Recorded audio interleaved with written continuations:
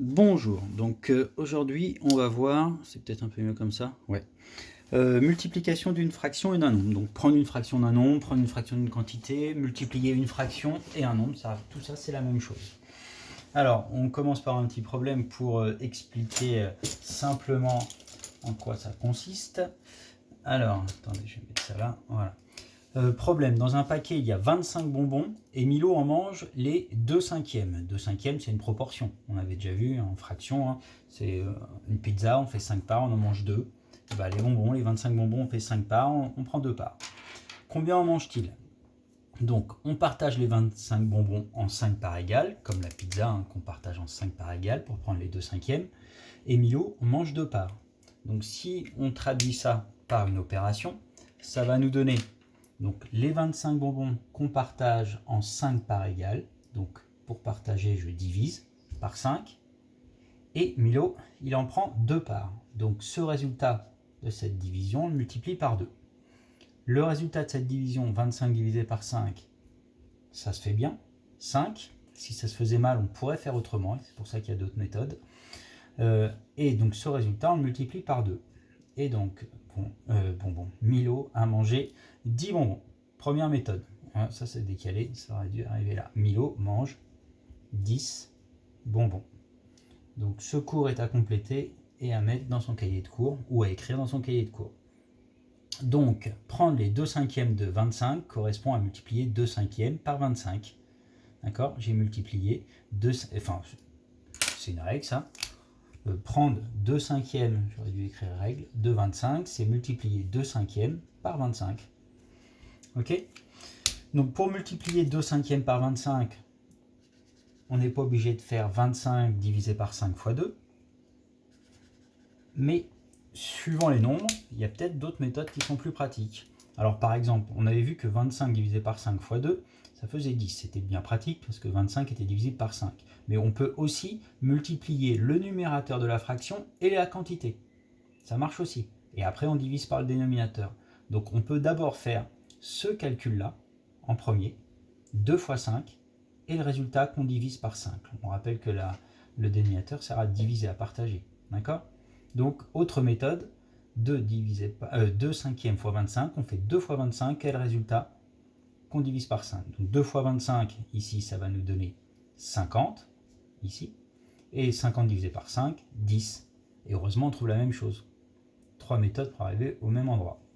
La dernière méthode, on peut également se dire, des fois c'est plus pratique, ça tombe juste, là pas tout à fait, mais on peut calculer le quotient.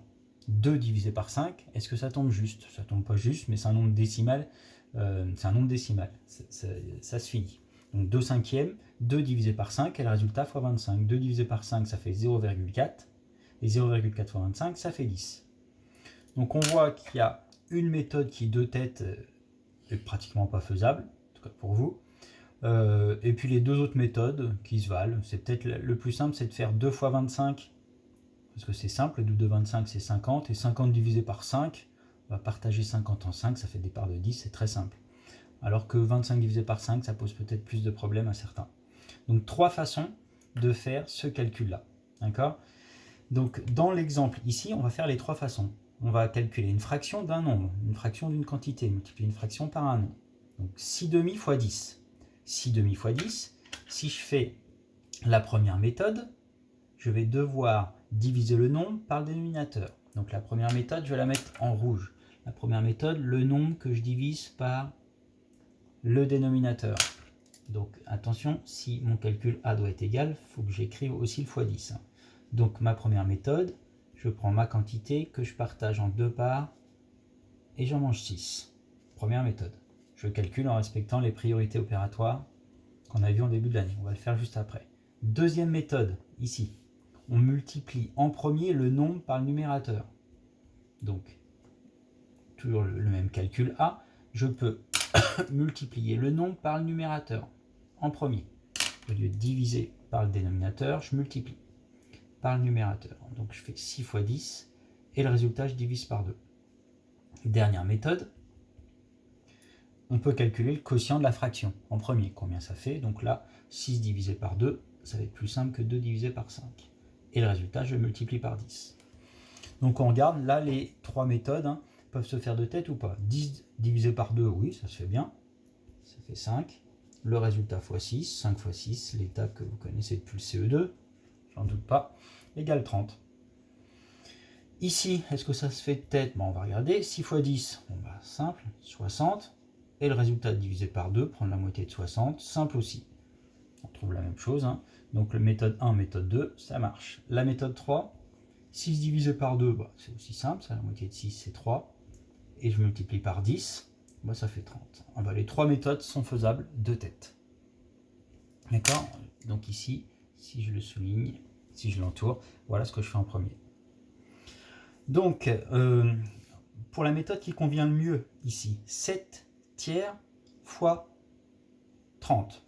Soit je fais 7 divisé par 3, méthode 3, donc c'est pas simple. 7 fois 30, 7 fois 30 ça peut se faire, 7 fois 3 je rajoute un 0. 210 divisé par 3, ouais, c'est un peu dur. Ou sinon, la méthode, donc ici 1, je fais 30 divisé par 3. 30 divisé par 3, ça va me donner 10, et donc ça va être le plus simple. C'est ce que je vais choisir. 30 divisé par 3, je ne sais pas si vous voyez quelque chose, je vais remonter ici, ça va être mieux. 30 divisé par 3, et je multiplie par 7.